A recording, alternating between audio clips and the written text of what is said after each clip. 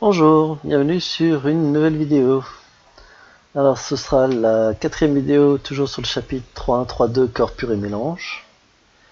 Et je vais maintenant aller dans la partie complexe, en quelque sorte, du chapitre. Le cœur du chapitre, on va parler des mélanges. Bon, donc on va commencer par ce qu'on appelle un mélange binaire, c'est-à-dire un mélange entre deux composés. Voilà, hein, c'est un bon début. Et dans un grand souci d'homogénéité, on va appeler les composés A et B, dans l'introduction du moins.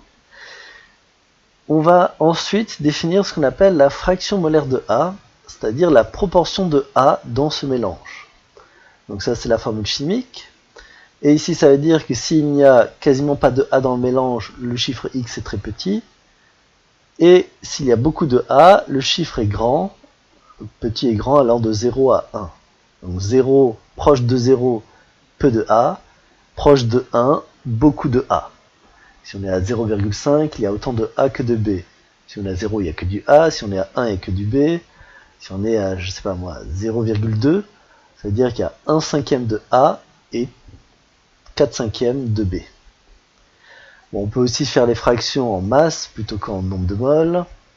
Et on peut aussi les exprimer en pourcentage. Bon, comme je disais en introduction, la partie calcul ne va pas être très importante. On va surtout s'intéresser à l'aspect avec les mains. Donc en gros, rappelez-vous, le chiffre petit, c'est surtout le A. Le chiffre petit, c'est surtout le B. Le chiffre grand, c'est surtout le A. Bon, on le reverra plus en détail après. Une fois qu'on a défini ça, on va maintenant passer au diagramme binaire. Dans le début du chapitre, je vous disais que, par exemple pour les changements d'état, chaque corps pur va avoir une température à laquelle il va changer d'état. Quand on passe du liquide au solide, c'est le cas. C'est la température à laquelle le solide devient liquide. Et maintenant, qu'est-ce qui va se passer si on a un mélange? Où va se situer l'un par rapport à l'autre?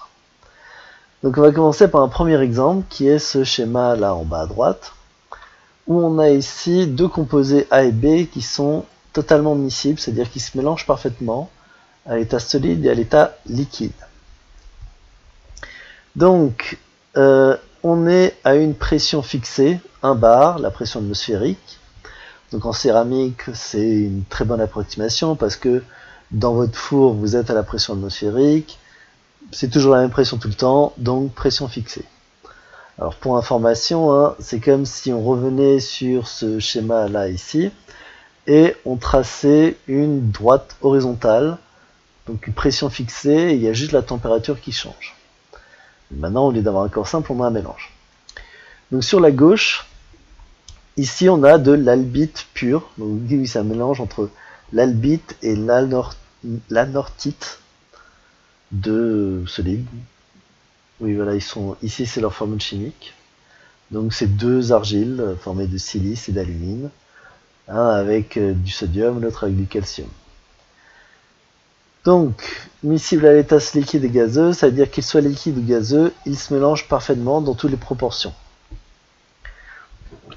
Quand on est à la gauche, à l'extrême gauche du graphique, on a de l'albite pur. Quand on est à l'extrême droite du graphique, on a de l'anorthite pure. Au milieu, on aurait moitié albite, moitié anorthite. Maintenant, on s'intéresse ici au changement d'état entre la phase liquide et la phase solide. Donc tout en bas du graphique, on est dans une phase solide et tout en haut dans une phase liquide. Puis il y a ces deux traits un peu bizarres qui correspondent à ce qu'on appelle le liquidus et le solidus. Donc le liquidus, c'est la limite à partir duquel il n'y a que du liquide, et le solidus, c'est la limite à partir duquel il n'y a que du solide. Et entre les deux, eh bien, on va en permanence avoir un mélange entre du liquide et du solide. Tout le temps un mélange entre les deux. Bon, pour ce qui est de l'eutectique et du composé défini, on en reparlera dans les exemples d'après. Pour l'instant, il n'y en a ni l'un ni l'autre. Alors, maintenant, à quoi est-ce que ça correspond ce graphe? Donc, il y a ici un tracé vertical à 50% où on part d'un état liquide à un état solide. Et je vais expliquer un peu comment est-ce qu'on utilise ce graphe. Donc on part d'une température très élevée où tout est liquide. Voilà, sans grande surprise. On descend progressivement en température. J'espère que vous arrivez à voir où est ma souris. Et on descend progressivement en température jusqu'à atteindre la limite extrême du liquidus. Et donc ça, c'est le premier point où il va y avoir du solide qui apparaît. Ce solide, quelle composition il peut avoir? Eh bien, on doit regarder à cette température donnée quel est le solide qui peut exister. Et on peut tracer un trait horizontal jusqu'à arriver ici, donc horizontal, c'est-à-dire on reste à la même température, hein, jusqu'à arriver ici au premier solide qui se forme. Et donc, à cette température, ce solide appelé S1 peut se former. Vous voyez qu'ils ne sont pas au même point sur le tableau par rapport aux proportions d'un composé par rapport à l'autre. Ça veut dire qu'à ce point-là, le composé liquide est fait de 50% d'albite et d'anorite, 50% de l'un, 50% de l'autre, mais ce solide ici, il est beaucoup plus proche d'un anortite pur. On peut dire, je sais pas moi, il est quelque chose comme 90% d'anortite et 10% d'albite. Donc le premier solide qui va se former, le premier cristal de solide, n'est pas formé de 50% 50% comme les liquides, mais en fait de 90% d'anortite et seulement 10% d'albite.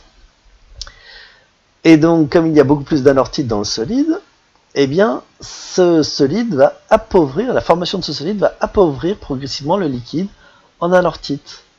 Et donc, on a ici une flèche qui montre que le liquide se déplace de plus en plus vers de l'albite de plus en plus pur, vu que l'anortite se solidifie.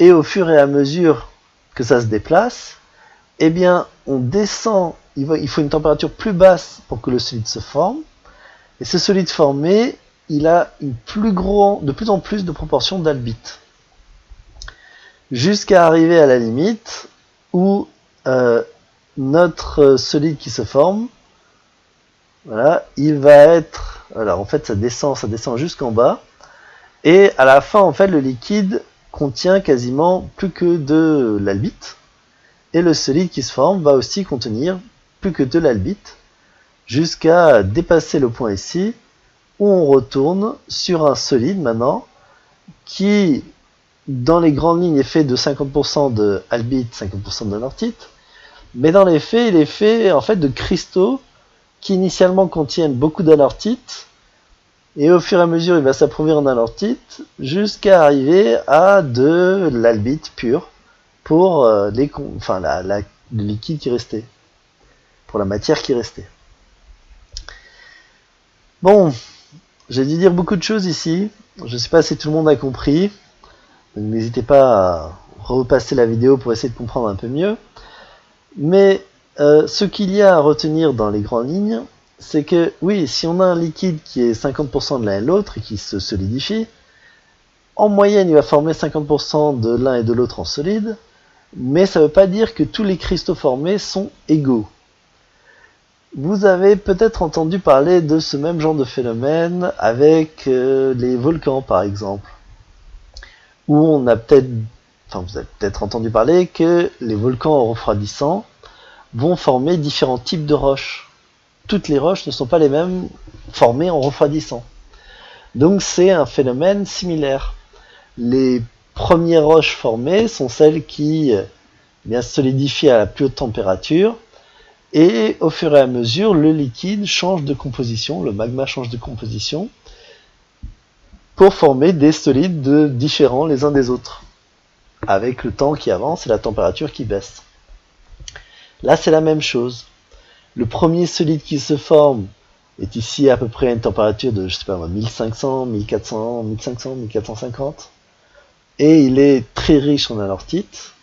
Et le dernier solide formé, eh bien, il y a un petit morceau formé à 1118 degrés qui est en fait de l'albite pur, parce qu'on a déjà solidifié toute l'anorthite. Et donc on passe comme ça d'une espèce à l'autre. Voilà. Bon, ce schéma est un schéma en fait qui arrive sur certains mélanges solides-liquides, surtout s'ils se mélangent à l'état solide, ce qui en fait dans la nature est assez rare. Il y a ici un certain nombre d'exemples, mais ce cas est plutôt rare. Ça arrive beaucoup plus souvent, on a le même genre de courbe entre un liquide et un gaz. Par exemple, je sais pas moi, de l'eau et de l'alcool vont se mélanger parfaitement. Donc c'est ce genre de courbe. Bon, il y a aussi des différences. Hein. Voilà. Le bon point pour vous, c'est que ce genre de courbe, vous ne pouvez pas les deviner. On doit toujours vous les donner. Il faut arriver à les interpréter. Bon, c'est pas facile, hein, mais c'est déjà plus simple que de devoir les deviner ou les calculer. Oui, à nouveau, hein, si vous y arrivez vraiment pas, je vous rassure, il n'y aura pas de notes, de contrôle là-dessus. C'est vraiment de la culture générale. Ici, il faut comprendre que quand on passe de l'état liquide à l'état gazeux solide, ou dans l'autre sens aussi, ça va être le même principe, hein, on va passer, par exemple, hein, si on part d'ici d'un état solide moitié-moitié, et qu'on réchauffe, la première goutte de liquide formée est en fait un liquide qui est formé principalement d'albite. Oui, je me rends compte, j'ai dit une bêtise avant, on ne descend pas jusqu'au bout, hein, la valeur finale, c'est ici. Donc ce solide, hein, s'il est chauffé, le premier morceau liquide, ce n'est pas un liquide à la même composition que le solide, c'est un liquide plus riche en albite. Ça par exemple, ça va être important en céramique. Bon, on va parler d'autres courbes en céramique, pas tellement celle-là. Mais par exemple, qu'est-ce que je veux dire important en céramique? Eh bien, si vous avez un mélange de différentes terres, quand vous les chauffez, ce n'est pas forcément toutes les terres qui vont se liquéfier en même temps. Si vous chauffez votre four seulement, et par exemple ici à 1300 degrés, la majorité de ce qui va devenir liquide, c'est l'albite et pas l'anorthite. Et donc c'est l'albite qui va être liquide avec des morceaux d'anorthite principalement solides. Et donc c'est comme ça qu'on obtient la céramique, hein, où on a des morceaux qui ont été liquéfiés et le reste qui est resté solide. Donc c'est dû à ces diagrammes binaires de mélange. Bon, j'espère ne pas vous avoir trop perdu.